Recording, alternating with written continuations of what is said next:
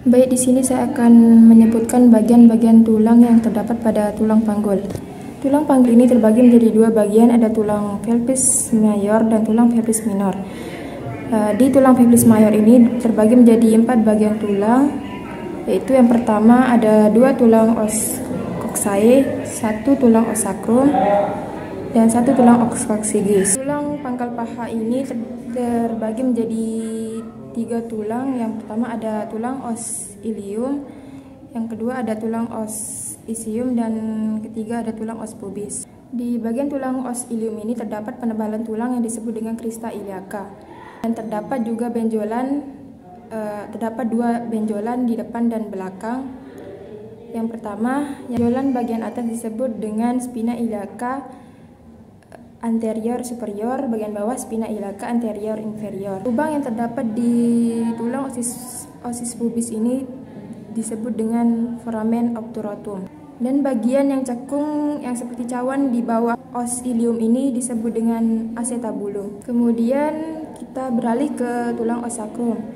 Di sini ada tonjolan tulang yang disebut dengan foramenterium. Di bagian bawah di tulang pelvis minor ini terdapat cekungan yang disebut dengan incisura ischiadica mayor, dan terdapat tonjolan yang disebut dengan spina ischiadica atau spina ischiadicum, dan juga terdapat lagi cekungan yang disebut dengan incisura ischiadica minor. Berikutnya di tulang os pubis ini terdiri dari beberapa tulang. Yang pertama ada tulang ramus superior osis pubis, yang di bawahnya ramus inferior osis pubis. Tulang yang menghubungkan antara ramus superior osis pubis dan ramus inferior osis pubis disebut dengan simfisis pubis. Garis yang menghubungkan antara tulang os sacrum dan tulang os ilium ini disebut dengan articulatio sacroilium. Dan tulang yang menghubungkan antara tulang os sacrum dan tulang os coccygeus ini disebut dengan articulatio sacrococcygeus. Dan lubang-lubang yang terdapat di tulang os sacrum ini disebut dengan sacralia foramina anterior. Baik, di sini saya akan menyebutkan bagian-bagian apa saja yang terdapat pada sistem reproduksi wanita bagian luar dan bagian dalam. Di sistem reproduksi wanita bagian luar, yang pertama di sini terdapat mons pubis, yang dimana di mons pubis ini tumpukan jaringan lemak yang menutupi kemaluan. Berikutnya, lapisan besar yang terdapat di kemaluan ini disebut dengan labia mayora. Berikutnya di lapisan kecil atau lapisan kedua setelah labia mayora disebut dengan labia minora. Kemudian tonjolan kecil yang terdapat di kemaluan ini disebut dengan klitoris. Kemudian di bawah klitoris ini disebut dengan uretra. Di uretra ini fungsinya sebagai jalan keluarnya urin, dan di bawah uretra ini disebut dengan vagina, dan sini disebut dengan anus. Kemudian di sistem reproduksi wanita bagian dalam ini terdapat beberapa bagian. Yang pertama ada uterus atau rahim, yang dimana rahim ini berfungsi sebagai tempat janin berkembang selama kehamilan. Yang kedua di sini ada ovarium, dimana ovarium ini tempat menghasilkannya sel telur. Kemudian yang seperti jari-jari ini disebut dengan fimbriae. Di fimbriae ini fungsinya sebagai yang mengambil atau yang mengangkat sel telur menuju ke tuba Fallopi. Kemudian yang menjuntai panjang ini disebut dengan tuba Fallopi, yang dimana tuba Fallopi ini sebagai jalan atau saluran menyalurkan sel telur ke uterus atau rahim. Berikutnya di sini ada serviks, yang dimana serviks ini berfungsi untuk mengalirkan darah ke vagina pada saat wanita menstruasi. Kemudian di sini ada vagina, di mana vagina ini berfungsi sebagai nanti tempat jalan keluarnya bayi pada saat wanita telah melahirkan. Berikutnya saya akan menjelaskan apa saja bentuk-bentuk dari panggul. Panggul terbagi menjadi 4 bagian. Yang pertama ada panggul genekoid, yang kedua ada panggul android, yang ketiga ada panggul antropoid, yang keempat ada panggul platypeloid.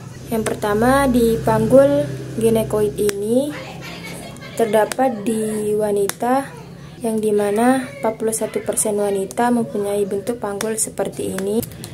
Pada bentuk panggul ginekoid ini, bentuk spina ischiadicanya menumpul dan tidak menonjol, dan bentuk kelengkungan sakrumnya terlihat baik. Yang kedua ada panggul android, yang dimana bentuk panggul ini terdapat pada pria, dan dari 33% pria mempunyai panggul seperti ini.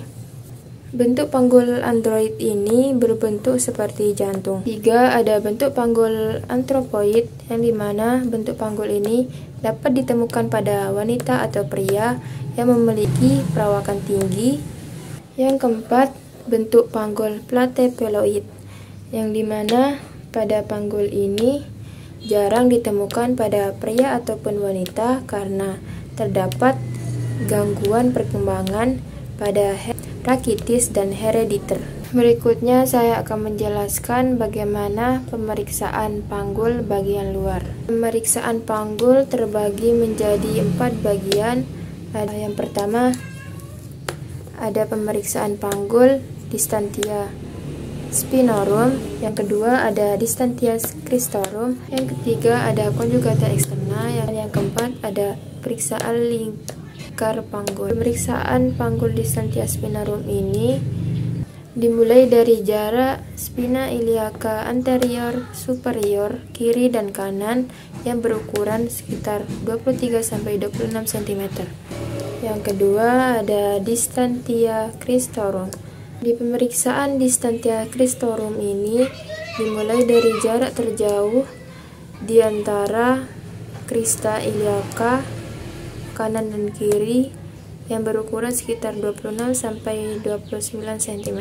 Kemudian di pemeriksaan panggul conjugata externa ini dimulai dari jarak pinggir atas simfisis dan ujung processus spinosus tulang lumbal kelima yang berukuran sekitar 18-20 cm. Yang keempat ada pemeriksaan lingkar panggul. Di sini di pemeriksaan lingkar panggul ini dimulai dari pinggir atas simfisis ke pertengahan antara spina iliaca anterior superior yang berukuran sekitar 80-90 cm. Sekian dari saya mengenai materi sistem reproduksi pada wanita ini. Apabila ada salah dalam pengucapan, mohon dimaafkan. Wassalamualaikum warahmatullahi wabarakatuh.